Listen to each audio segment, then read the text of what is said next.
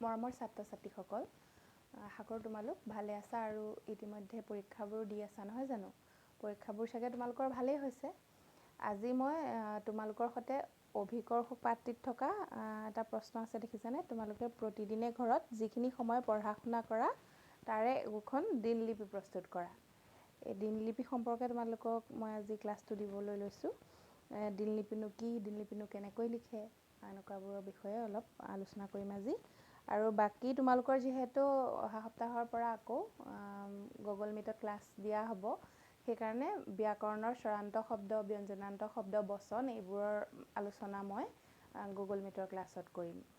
এতিয়া আহাচোন আমি দিনলিপি আৰু ডায়েৰীৰ সন্দৰ্ভত কিছুমান কথা জানি লওঁ। এতিয়া দিনলিপি বা ডায়েৰী মানে কি? তুমি ৰাতিপুৱা শুই উঠাৰ পৰা ৰাতি শোৱাৰ সময়লৈকে যিখিনি দিনটোত কাম কাজ কৰা, সেইখিনিয়ে হ'ল দিনলিপি বা ডায়েৰীত লিপিবদ্ধ কৰিবলগীয়া কথা। এতিয়া মহৎ লোকসকলৰ জীৱনী যদি তোমালোকে পঢ়া, তেতিয়া দেখিবা যে তেওঁলোক প্ৰত্যেকেই দিনলিপি লিখাৰ অভ্যাস কৰিছিল। আৰু আমি সকলোৱে, তোমালোকেও এতিয়া দিনলিপি লিখাৰ অভ্যাস কৰাটো বৰ ভাল কথা। দিনলিপি লিখিলে কি হয়, আমাৰ চৰিত্ৰ গঠনতো সহায় হয়। নিজৰ আৰু এটা কথা, কিন্তু দিনলিপিত আকৌ যে তুমি সকলো মানে তোমাৰ ভাল দিশবোৰহে লিখিবা তেনে নহয়। তুমি কোনোবা এটা দিনত যদি কেতিয়াবা কিবা ভুলো কৰিছা, কিবা বেয়া কামো কৰিছা, সেইটোও তুমি কিন্তু অকপতে লিখি থ'ব লাগিব। আৰু সদায় দিনলিপি সাধাৰণতে শোৱাৰ সময়ত লিখা হয়। যদি তোমালোকে বহীত লিখা, বহী এখন লৈ লিখা, তেতিয়াহ'লে কেনেদৰে দিনলিপিখন প্ৰস্তুত কৰিবা তাৰ এটা নমুনা মই ইতিমধ্যে বৰ্ডত ৰাখি থৈছোঁ। সেইটো বাৰু মই শেষত আলোচনা কৰি দিম। আৰু আজিকালি অৱশ্যে তেনেদৰে বহি ল'বলগীয়া নহয়েই, কিয়নো আজিকালি বজাৰত বৰ ধুনীয়া ধুনীয়া ডায়েৰী উপলব্ধ। এতিয়া এইখন এখন ডায়েৰী চোৱাচোন, ইমান ধুনীয়া দেখিছানে? ইয়াত একদম বুটাম চুটাম লগা আছে, এনেকৈ খুলিব পাৰি, দেখিছানে নাই? এনেকুৱা নহয়নে? মোৰ ডায়েৰী এখন ইয়াত কিতাপ ভৰাই থোৱা আছে বাৰু। এনেকুৱা ডায়েৰী আজিকালি কিনিবলৈ পায় বিভিন্ন ধৰণৰ, এখন এখন, ইয়াতকৈও ভাল পায় বাৰু। তাৰপিছত এনেকুৱা এখন এখন অলপ ধৰি লোৱা কম দামৰ, ইয়াত ওপৰত লিখাই থাকে, ডেট লিখা থাকে ধৰি লোৱা। তাৰপিছত বাকী কিছুমানততো মাহ চাহবিলাকো লিখা থাকে, এইখনত আছে লিখা তেনেকৈ। তাৰপিছত এইখন এখন ডায়েৰী, এইবিলাক তোমালোকক মই দেখুৱাবলৈ নমুনা আনি থৈছোঁ। তোমালোকে হয়তো কাৰোবাৰ অভ্যাস আছে বা কাৰোবাৰ মা দেউতায়ো হয়তো লিখে, দেখিছা হয়তো, কিন্তু আজি মই কেনেকৈনো লিখে সেইখিনি সৰল ভাষাত তোমালোকক ক'ব খুজিছোঁ। আৰু তোমালোক যিহেতু অলপ সৰু হৈ আছা, সেইকাৰণে তোমালোকৰ কথাবোৰো বেলেগ হ'ব। আৰু ডাঙৰ হৈ আহিলে নিজে কেনেকৈ নিজৰ ডায়েৰীখনৰ উত্তৰণ ঘটাবা, মানে ভালকৈ লিখিবা, সেইটো তোমালোকে নিজেই বুজিব পৰা হ'বা। এতিয়া আৰু এখন কিতাপৰ কথা চোৱাচোন, এন ফ্ৰাংকৰ ডায়েৰী। এখন বৰ পঢ়িবলগীয়া কিতাপ। এখন মাধুৰীমা বৰুৱাই অনুবাদ কৰিছে, বৰ ধুনীয়া কিতাপ এখন, পঢ়িবা তোমালোকে। এখন ডায়েৰী, এন ফ্ৰাংক নামৰ অকণমানি ছোৱালীজনীৰ এখন ডায়েৰীয়ে কিমান ধুনীয়া মানে এটা তথ্য বহন কৰে। এখন পঢ়িলে তোমালোকে ডায়েৰীৰ নমুনা খুব ভালকৈ উপলব্ধি কৰিব পাৰিবা। বাৰু যি কি নহওক, এতিয়া মই ডায়েৰীৰ মূল কথাকেইটালৈ আহোঁ। মূল কথাটো কি? মানুহে দৈনিক কৰা, মই বৰ্ডত লিখি ৰাখিছোঁ ইতিমধ্যে, বৰ্ডলৈ মন কৰাচোন। মানুহে দৈনিক কৰা কাম কাজৰ বিৱৰণকে দিনলিপি বোলা হয়। মই কৈছোঁৱে নহয়, ৰাতিপুৱা শুই উঠাৰ পৰা শোৱাৰ সময়লৈকে তোমালোকে যিখিনি কাম কাজ কৰা, যিখিনি চিন্তা কৰা, সেইখিনিয়ে হ'ল দিনলিপিৰ মূল কথা। আৰু দিনলিপি লিখাটো কিন্তু এটা বৰ ভাল অভ্যাস। তোমালোকে এইটো অভ্যাস আগতে নাছিল যদিও আজিৰ এই ক্লাছটো পোৱাৰ পিছৰ পৰা আৰম্ভ কৰিবা বুলি মই আশাবাদী। তাৰপিছত এই অভ্যাসৰ কাৰণে কি হৈছে, বহুতো মহৎ লোকৰ জীৱনত ঘটা উল্লেখযোগ্য ঘটনা, তেওঁ কৰা উল্লেখযোগ্য কাম কাজৰ বিষয়ে জানিব পাৰি, নহয়নে? বেয়া কথাও যেনেদৰে জানিব পাৰি, তেওঁৰ জীৱনৰ উল্লেখযোগ্য ঘটনাও জানিব পাৰি। এতিয়া তোমালোকে যদি পঢ়া আমাৰ অসমীয়াৰ ভৱেন্দ্ৰনাথ শইকীয়া ছাৰৰ জীৱন বৃত্ত, হোমেন বৰগোহাঁই ছাৰৰ জীৱন সুন্দৰ আৰু ভয়ংকৰ, তেনেদৰে বহুত, আকৌ লক্ষ্মীনাথ বেজবৰুৱাদেৱৰ মোৰ জীৱন সোঁৱৰণ, এইবিলাক পঢ়িবা ডাঙৰ হ'লে দেই। এতিয়া মোৰ জীৱন সোঁৱৰণখনটো পঢ়িব পৰা হৈছে, এখন বৰ ৰসাল, বৰ ভাল লাগে পঢ়ি। তাৰপিছত ডায়েৰী বা দিনলিপিত নিজে কৰা ভাল বেয়া সকলো কামৰ কথাই লিখিব লাগে। দিনলিপি লিখা অভ্যাসে মানুহৰ চৰিত্ৰ গঠনত সহায় কৰে। এই কথাখিনি মই তোমালোকক লিখিয়ে দিছোঁ, তোমালোকে লিখি ল'ব পাৰিবা। আৰু নিজে যদি বহীত তোমালোকে দিনলিপি লিখাৰ অভ্যাস কৰা, তেতিয়া তোমালোকে, এইকেইখন মই আঁতৰাই দিছোঁ দেখাত অসুবিধা হ'ব বুলি, এনেদৰে কি কৰিবা, এনেদৰে বাকচ বনাই ল'বা বহীখনত। তাৰপিছত কি কৰিবা, ধৰি লোৱা এতিয়া আজি কেই তাৰিখ, 26 তাৰিখ নহয়নে? 26 তাৰিখটো আজি মই লিখিছোঁ আৰু বাৰটোও লিখিছোঁ। তোমালোকে যিটো বাৰত লিখা, যি তাৰিখত লিখা সেইটো উল্লেখ কৰিবা। তাৰপিছত সময়টো তোমালোকে 3 ভাগ কৰি ল'ব পাৰা, নকৰাকৈও তোমালোকে পাৰা। সেইটো বাৰু মই এখন মানে উদাহৰণ দি পঢ়ি দিম ডায়েৰী এখন, কিন্তু এতিয়া মই তোমালোকক বুজাই দিছোঁ। তোমালোকে দিনটোৰ সময়খিনি 3টা ভাগত ভাগ কৰি ল'বা, মানে ল'ব পাৰা তেনেকৈ। ধৰি লোৱা পুৱাৰ 5 বজাত যদি তুমি শুই উঠা, হয়তো কোনোবা 4 বজাতো উঠিব পাৰা বাৰু। তেতিয়া তোমালোকৰ দিনলিপিখন 4 বজাৰ পৰাই আৰম্ভ হ'ব। 4 বজাৰ পৰা ধৰি লোৱা তুমি 10টামান বজালৈকে এটা সময় বান্ধি ল'লা। তাৰপিছত 10 বজাৰ পৰা আকৌ তুমি দিনটোৰ 3মান বজালৈকে এটা সময় বান্ধি ল'লা। তাৰপিছত আকৌ 3 বজাৰ পৰা আবেলি নিশা তুমি কেইটা বজাত শুৱা, হয়তো তুমি 9টাতো শুব পাৰা, 10টাতো শুব পাৰা। সকলোৰে শুৱাৰ সময় বেলেগ বেলেগ, নহয় জানো? সেইখিনি তুমি তেনেদৰে 3 ভাগ কৰি ল'লা। আৰু কামৰ বিৱৰণখিনি মই এইকাৰণে লিখি দিয়া নাই, সকলোৰেতো কামৰ বিৱৰণ একে নহ'ব, নহয় জানো?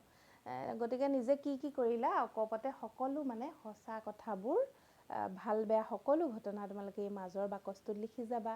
আৰু মন্তব্যত তোমালোকে দিনটো যদি কিবা খুব ভাল কাম কৰিছা, ধৰি লোৱা আকৌ তোমাৰ ভাল লগা, মানে ভাল কাম মানে কি, তোমাৰ নিজৰ ভাল লগা, তোমাৰ নিজৰ আৱেগৰ লগত জড়িত হ'ব পাৰে সেইটো যিকোনো কথা। বা সেই দিনটো যদি কিবা বিশেষ দিন আছিল, কোনোবা তোমাক লগ কৰিবলৈ বিশেষ ব্যক্তি আহিছিল কোনোবা, বা তোমাৰ আত্মীয় কোনোবা ভাল লগা মানুহ আহিছিল, তেনেকুৱা কথাবোৰ তোমালোকে মন্তব্যত ছাইডত লিখি থ'ব পাৰা। বা সেই দিনটো কিবা বিশেষ দিন আছিল নেকি, যেনে বিশ্ব পৰিৱেশ দিৱস বা বিজ্ঞান দিৱস বা এনেকুৱা কিবা দিৱস আছিলে নেকি, তাৰ কাৰণে তুমি কিবা কৰিলা নেকি, সেই কথাটো তুমি ছাইডত লিখিব পাৰা। যদি বিদ্যালয় খোলা থাকে, বিদ্যালয়ত কিবা কৰিছিলা নেকি বিশেষকৈ, সেইটো সেই তেনেকুৱা কথা মন্তব্যত লিখিব পাৰা। হ'ল, এতিয়া কথাখিনি নিশ্চয় তোমালোকে অলপ অনুধাৱন কৰিব পাৰিলা, নহয়নে? মই খৰকৈ কৈছোঁ আৰু কথাবোৰ অতি সংক্ষিপ্ত কৰিবলৈ যত্ন কৰিছোঁ। আচলতে এইবোৰ অকণমান দীঘলীয়া কথাবোৰ, কিন্তু ভিডিঅ'টো যিহেতু বৰ দিগদাৰ হয় পঠিয়াবলৈ, আকৌ ভিডিঅ' কম্প্ৰেছৰ আনি ল'বলগীয়া হৈছে, সেইকাৰণে মই অকণমান খৰকৈ কৈছোঁ কথাবোৰ। বুজি পাইছা চাগে? তাৰপিছত এতিয়া মই তোমালোকক এখন বুজি পাবলৈ উদাহৰণ এটা, মানে মই এখন দিনলিপিৰ নমুনা মই পঢ়ি দিব খুজিছোঁ, তোমালোকে মন দিয়াচোন। এই ডায়েৰীখন মানে তোমালোকৰ নিচিনা ধৰি লোৱা সাধাৰণ ছাত্ৰ ছাত্ৰীৰে হ'ব। তেওঁ লিখিছে, তেওঁ তাৰিখ লিখিছে, তাৰপিছত বাৰটো লিখিছে, তাৰপিছত তেওঁ লিখিছে কি, আজি খুব পুৱাতেই শুই উঠোঁ, আগফালৰ চোতালত নিয়ৰত তিতি থকা দুবৰিত আধা ঘণ্টামান খোজ কাঢ়োঁ। নিয়ৰৰ কথা ক'লে যেতিয়া আমি বুজিব লাগিব যে আহিন কাতিমহীয়া কুঁৱলী পৰিছে আৰু নিয়ৰ পৰিছে আৰু, নহয়নে? সেই দিনবোৰ এনেও বৰ ভাল লাগে। তাৰ পাছতে মুখ হাত ধোৱা আদি প্ৰাতঃকৰ্ম শেষ কৰি চাহ জলপান খাওঁ। প্ৰাতঃকৰ্ম মানে এইবোৰতো আগতে বুজোৱাই হৈছে, বুজি পাইছা চাগে। পুৱাৰ চাহৰ সৈতে আজি মায়ে কালি কৰা ঘিলা পিঠা আৰু নাৰিকলৰ লস্কৰা খাবলৈ দিছিল। দুয়োটাই মোৰ খুব প্ৰিয়। তাৰমানে যিগৰাকীয়ে লিখিছে তেওঁ লস্কৰা খাই ভাল পায় আৰু ঘিলা পিঠা খাই ভাল পায়। তোমালোককো হয়তো মায়ে তেনেদৰে কিবা কিবি বনাই দিব পাৰে, বা নিজেও হয়তো কিবা প্ৰস্তুত কৰি ল'ব পাৰা, এতিয়া অকণমান ডাঙৰ হৈছা, নহয় জানো? সেইবোৰ কথা তোমালোকে যেনেকৈ যি কৰিছা লিপিবদ্ধ কৰিবা। তাৰপিছত কি আছে, চাহ খাই উঠি বিচনা পত্ৰ চাফা কৰি পঢ়া টেবুলত বহোঁ। এইটোতো আৰু একদম প্ৰয়োজনীয় কথা, নহয়নে? আৰু এইখন ডায়েৰী মই এইকাৰণেই পঢ়ি দিছোঁ, তোমালোকৰ এই প্ৰশ্নোত্তৰ যে আছে প্ৰতিদিনে যিখিনি ঘৰত যিখিনি সময় পঢ়া শুনা কৰা, তাৰ একোখন দিনলিপি প্ৰস্তুত কৰা বুলি, সেইটো লিখিবলৈও তোমালোকৰ সুবিধা হ'ব। চাহ খাই উঠি বিচনা পত্ৰ চাফা কৰি পঢ়া টেবুলত বহোঁ। সেইটোতো নিজৰ কামবোৰ আমি নিজেই কৰিব লাগে। এতিয়া তোমালোক যিহেতু 5ম শ্ৰেণীৰ ছাত্ৰ ছাত্ৰী, নহয় জানো? নিজৰ কামবোৰ নিজে কৰিব পৰা হ'লা আৰু। কালি আধা হৈ থকা ৰচনাখন আজি সম্পূৰ্ণ কৰিলোঁ। প্ৰায় 2 ঘণ্টা পঢ়াৰ পাছত আলহী বহা কোঠা চাফা কৰিলোঁহি। ফুলনিৰ পৰা নাৰ্জী ফুল আনি ফুলদানিত সজালোঁ। আজি আমাৰ ঘৰলৈ আলহী অহাৰ কথা আছিল। 8:30 যোৱাত গা ধুবলৈ গ'লোঁ। তেনেতে মায়ে পাচলি কাটিবলৈ মতাত লৰালৰিকৈ ফুলকবি আৰু আলু কাটি দিওঁ। গা ধুই আহি ভাত পানী খাই 9:30 বজাত স্কুললৈ ওলাই গ'লোঁ। মই স্কুললৈ সদায় চাইকেলেৰে যাওঁ। প্ৰাৰ্থনা কৰি অটোৱাৰ পাছতে আজি আমাৰ স্কুল ছুটি দিলে। আমাৰ স্কুলৰ প্ৰতিষ্ঠাপক খনীন্দ্ৰনাথ চলিহাৰ আজি পুৱা 5 বজাত মৃত্যু হয়। সেয়ে তেওঁৰ সন্মানাৰ্থে আজি স্কুল ছুটি দিয়া হয়। আমাৰো হয় নহয় স্কুলত, নহয় জানো? কোনোবা বিশেষ ব্যক্তি ঢুকালে আমাৰো তেনেদৰে শোকসভা পাতি কেতিয়াবা বিদ্যালয় প্ৰাৰ্থনা সভাৰ পিছতেই ছুটি হয়, নহয় জানো? স্কুলৰ পৰা আহি মুখ হাত ধুওঁতে দেউতাৰ সৈতে ধুতি পঞ্জাবী পিন্ধা এজন লোক আমাৰ ঘৰলৈ অহা দেখিলোঁ। কাপোৰ কানি সলাই তেওঁৰ সৈতে চিনাকি হ'বলৈ আহিলোঁ। তেওঁ এজন মুক্তিযুঁজাৰু। স্বাধীনতা আন্দোলনৰ বহুতো নজনা কথা আজি তেওঁৰ পৰা জানিব পাৰিলোঁ। ভাল লাগিল। দুপৰীয়া জিৰণি লওঁতে এন ফ্ৰাংকৰ ডায়েৰীৰ কেইটামান পাত পঢ়িলোঁ। মানে এই কিতাপখনৰ কথা কৈছে। এন ফ্ৰাংকৰ ডায়েৰীৰ কেইটামান পাত পঢ়িলোঁ। আবেলি খেলিবলৈ ওলাই গ'লোঁ। আনদিনাৰ দৰে আজিও আমি কাবাডী খেলিলোঁ। আজি খেলত ৰুবি, দীনা, জুৰিহঁত জিকিল, আমি হাৰিলোঁ। সন্ধ্যা ঘৰলৈ ঘূৰি আহি মুখ হাত ধুই ভণ্টি আৰু মাৰ সৈতে প্ৰাৰ্থনা কৰিলোঁ। আজি মায়ে নতুন এটা প্ৰাৰ্থনা শিকালে। তাৰ পাছত পঢ়িবলৈ বহিলোঁ। টেবুলত মায়ে কল আৰু গাখীৰ খাবলৈ দিলে। ভণ্টিয়ে দুটামান অংক নোৱাৰি কান্দি আছিল, কৰি দিলোঁ। তাৰ পাছত মায়ে ভাত খাবলৈ মাতিলে। আজি মায়ে লাই শাকেৰে হাঁহৰ মাংসৰ আঞ্জা ৰান্ধিছিল। আমাৰ থলুৱা ব্যঞ্জন এইবোৰ নহয়নে? পালেং পাতৰ বৰো ভাজিছিল। খোৱা পাতত দেউতাৰ সৈতে আকৌ আলহীজনৰ লগত কথা পাতিলোঁ। দেউতাই এদিন তেওঁৰ ঘৰলৈ লৈ যাম বুলি কৈছে। ভাত খোৱাৰ পাছত আমি বেছি পৰ সাৰে নাথাকোঁ। আজিৰ দিনটো স্কুল নহ'ল যদিও সুন্দৰকৈ পাৰ হ'ল। বৰ ধুনীয়া ডায়েৰী নহয়নে? ইমান ধুনীয়াকৈ সামৰণিও মাৰিছে আৰু দিনটোৰ খতিয়ানখিনি সুন্দৰকৈ তাত মানে বিৱৰি লিখিছে। তোমালোকেও এনেদৰেও লিখিব পাৰা। এনেকুৱা কিনা ডায়েৰী থাকিলেতো, এনেকুৱা কিনা ডায়েৰীবোৰ থাকিলে তোমালোকে এনেকৈ ভাগ কৰি নল'লেও হ'ব। এনেদৰে লিখি গ'লেই হ'ব পোনপটীয়াকৈ, মানে ইয়াৰ আঁচবোৰত যিবোৰ থাকে। যদিহে বহীত লিখিবলৈ লোৱা কিন্তু এনেদৰে ভাগ কৰি ল'লে সুবিধা পাবা, নকৰিলেও কোনো কথা নাই।